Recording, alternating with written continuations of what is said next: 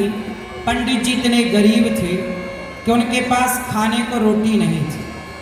पंडित जी और पंडितानी बोली कि अब तो देखो कल का हमारे पास कोई बंदोबस्त नहीं है, क्या करें, कल भोजन नहीं बनेगा।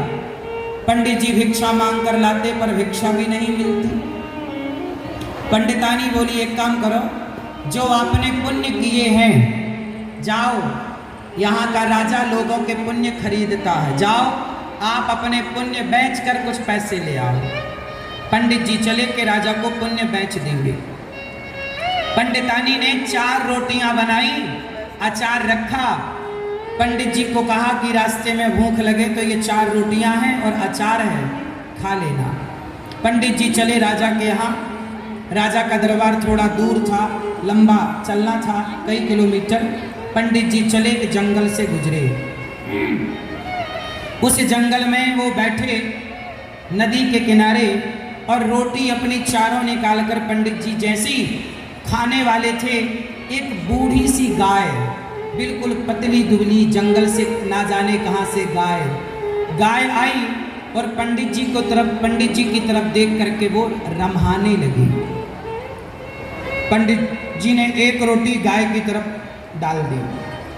गाय ने फटाफट वो रोटी खाई। फिर भी वो गाय पंडित जी की तरफ बढ़ रही है, बहुत भूखी थी शायद वो गाय। पंडित जी ने दूसरी रोटी भी डाल दी।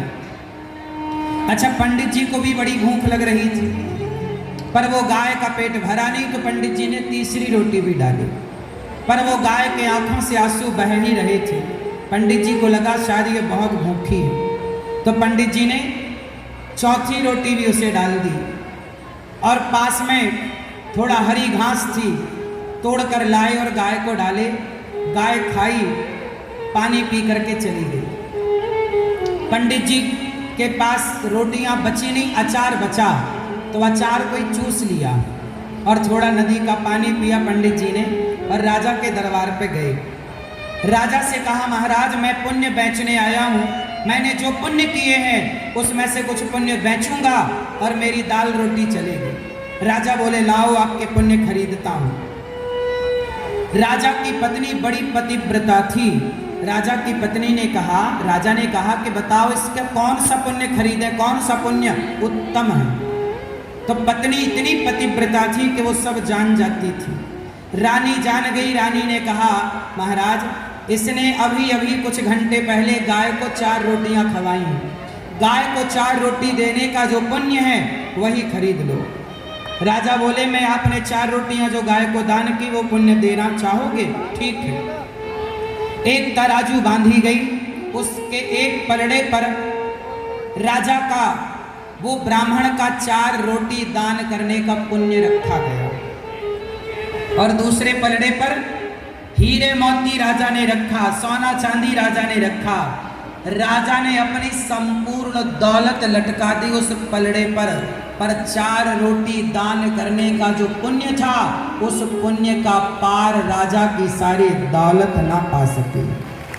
जब ब्राह्मण ने देखा तो ब्राह्मण ने कहा कि भाई राजा की दौलत कम पड़ गई मेरे पुण्य के आगे। ब्राह्मण बोले, अच्छा अब मैं कोई पुण्य नहीं बेच रहा हूं, लाओ मेरे। राजा अपनी पत्नी से बोला कि देवी आखिर 4 रोटी, हम तो रोज ऐसी रोटियां दान करते हैं, इतना पुण्य होता है क्या 4 रोटियां देने का? रानी ने कहा, जो बड़ी बड़ी पतिव्रता थी, उस रानी ने कहा, महाराज ये ब्राह्मण ने 4 रोटी तब दी जब ये खुद भूखा था। आपका पेट भरा हो तो आप किसी और का पेट भर दें, इसमें आश्चर्य नहीं है, पर आपका पेट खाली है और आप अपने हिस्से की रोटियां किसी भूखे को दे दें, इससे बड़ा कोई पुण्य नहीं होता महाराज। इसलिए इसके पुण्य की बराबरी आपके स्वर्ग की, आपके राज्य की संपदा भी ना कर सकी।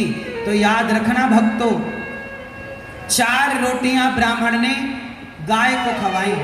इसलिए कहता हूं, पहली रोटी गाय की, गाय के नाम का गौरी गोपाल गौशाला में गाय की सेवा होती है। पहली रोटी गाय की निकालते रहना। और साधु संतों को जो भोजन बंटता है गौरी गोपाल आश्रम में अखंड रसोई चलती है। कोई भी आओ, 30,000 लोग पर डे भोजन करते हैं गौरी गोपाल आश्रम में। कितने हजार? लगभग 30,000। आप आके चेक कर लेना, मेरी गलत कह रही हो तो आप बताना। खुद आना, सवेरे से शाम तक भक्तों का तांता लगा रहता है। कोई भी आओ, सबको भरपेट भोजन। याद रखना, आप लोग जो अन्न दान करते हो और आपके दान के बल पर गौरी गोपाल जो रसोई चलती, कोई भी भक्त आए, ना जाने किस रूप में नारायण मिल जाए, पता नहीं किस रूप में आकर भगवान भोग लगाते हो।